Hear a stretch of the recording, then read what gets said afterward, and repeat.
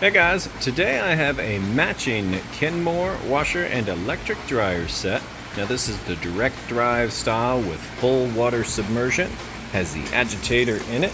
All things that tell you your clothes are going to get super clean. The way this agitator works, I'll tell you real quick while it's filling up. It turns freely in one direction and not back the other way. So if you can reach in your washer and spin it freely in both directions, if it's this style, then this is actually not working correctly. And so what happens is, as it fills up with water and starts to agitate, it vortexes these clothes along this agitator fin here down the bottom. And there's 4 fins along the bottom that then push the clothes out against the outer wall, and they kind of just make this vortexing cycle here. And it does an excellent job getting your clothes clean. Take it from someone with 4 kids. This is the style that I have. It works amazing. And one of my favorite style of washer and dryer. I wish they still made them, to be honest with you. But I digress. This machine here, you can manually adjust that water level in case you just want to do a real small load. You have 5 temperatures here, so plenty to choose from. You have a second rinse option. You can also control how fast or slow the agitator is going to work. And this is great for really delicate items. Allows you to wash some things that maybe you couldn't in just your standard washer. You can kick that all the way over to super slow, so the agitator is going to go real slow and not damage anything you might be putting in there that's super delicate. Then we come over to the cycles here. I'm going with ultra clean, kind of right in the middle. I don't want it to take all day. This is the 4th load that I put through here. I always do the last load, do a little video as if you were standing here yourself, checking it out. You get to see everything works perfect. But you do have a permanent press cycle. You can soak, you can do a pre-wash, and then that ultimate clean there is kind of the main cycle there. So that's where I have it set. It's filling up with water. And once it's all the way full, I'll come back and show you how it agitates. Of course, it's got a safety lid switch feature on here, so when we lift it up, it'll shut down. But I'll be able to let you hear that agitator kick, so that's it kicking in the direction as it goes. And that's how you know it's working correctly. So we'll get to see all that, then I'll show you that the water drains out like it's supposed to, and then finally has a nice, fast, smooth final spin cycle. Then we'll move over to the dryer and show you that the dryer is working perfectly. So we will come back. Okay, it's filled all the way up with water. Now you can hear it. Probably also hear the rain on the roof up there. But you can hear that agitator kick. Of course, if I lift it up, it's going to shut it down. But you can see it's doing a good job getting everything nice and soapy as it kind of works everything through. What I'll do is, like I said, I'll come back next as it moves from the wash cycle over to the rinse cycle, and you'll get to hear that drain running. All right, moving out of the wash cycle now into the rinse cycle. You can hear it draining that water out. Nice and fast there. Can't really hear it. This is not flooding the place.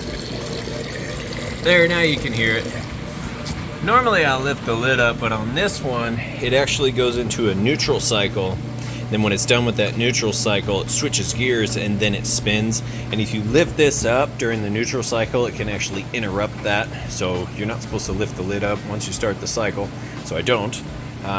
But we'll come back here as it's spinning, and I'll show you. Obviously, it's going to fill back up with fresh, clean water for that rinse cycle. So I'll show you that once it's all done, and show you that first spin on the rinse cycle.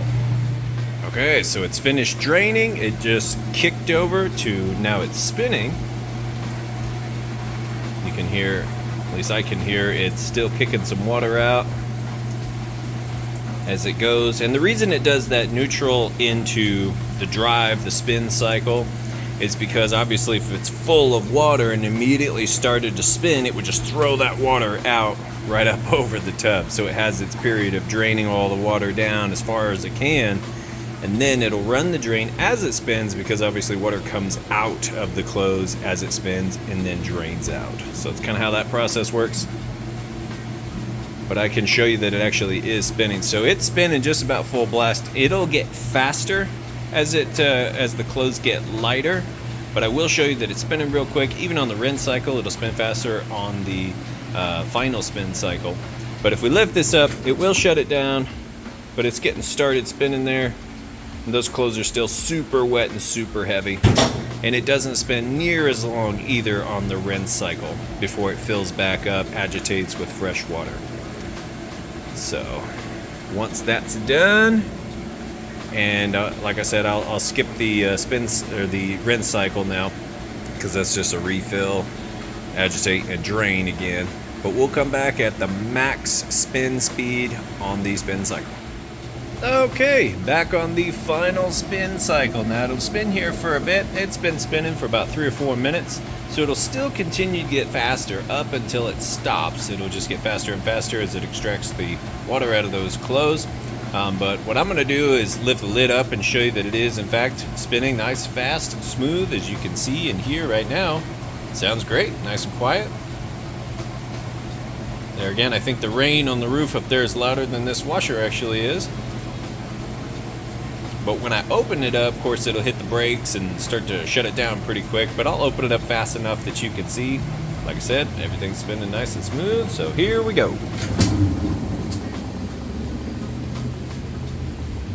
There, it's going to come to a stop. I'm actually not going to let it stop all the way. That way it can finish spinning out, because I'm going to show off this dryer here as soon as it's done. So we will come right back. All right, so the washer has finished up. You see it's nice cleaned out there.